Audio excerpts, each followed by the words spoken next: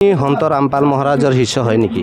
হয় হয় আমি প্ৰায়বিলাক ছ'চিয়েল মিডিয়া প্লেটফৰ্মবিলাকত পাই থাকোঁ যে তেখেতৰ শিষ্যসকলে তেখেতৰ চৰণত যোৱাৰ পাছত বহুবিলাক লাভ পায়, আধ্যাত্মিক হওক ভৌতিক হওক।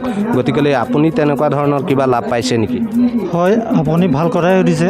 আটাইতকৈ আমাৰ বিশেষ লাভৰ ভিতৰত আছে আমি মুক্তি পাত্ৰ বিষয়ে জানিব পাৰিছোঁ, কি ধৰণে আমি ভক্তি কৰি এই লোকৰ পৰা আমি যাব পাৰিম। তাৰ পৰা আমাক গুৰুদেৱে এই শিক্ষা দিছে।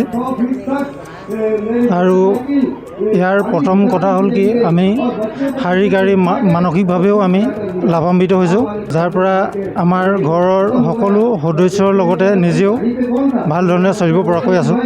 আৰু ইয়াৰ দ্বাৰা আমাৰ সন্ত ৰামপালজী মহাৰাজে বিভিন্ন ধৰণৰ মুহিমো চলাই আছে, যেনে ধৰণক যৌতুকমুক্ত বিবাহ আৰু দন্ত চিকিৎসা, দেহদান আদিৰ লগতে নিচামুক্ত অভিযান তেখেতৰ দ্বাৰা কৰোৱা হৈছে।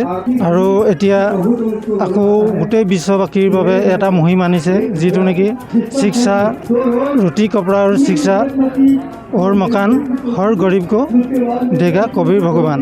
এই মুহিমৰ জৰিয়তে অসুস্থ ব্যক্তিসকলৰ আৰু যিসকল ব্যক্তিয়ে ভোকত থাকিবলগীয়া আছে তেনে সকল ব্যক্তিৰ বাবে তেওঁ এই মুহিমটো আনিছে, যাৰ দ্বাৰা সকলো দুখীয়া ব্যক্তিসকলে যাতে লাভ হয়। অধিক তথ্যৰ বাবে ডাউনলোড কৰক সন্ত ৰামপালজী মহাৰাজ এপ আৰু সাবস্ক্ৰাইব কৰক সন্ত ৰামপালজী আছামিজ সৎসংগ ইউটিউব চেনেল।